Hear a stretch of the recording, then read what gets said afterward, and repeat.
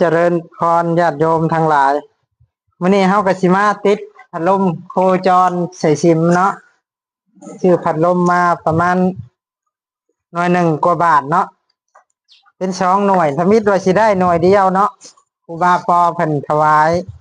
หน่วยหนึ่งก็พอดีเป็น2 หน่วยเดี๋ยวเฮาสิมาเบิ่งกันเลยมันเป็นจังไดเนาะติดพัดลมเวลามีงานเนาะลงอุโบสถพ่อแม่ครูบาอาจารย์ก็บ่ฮ้อน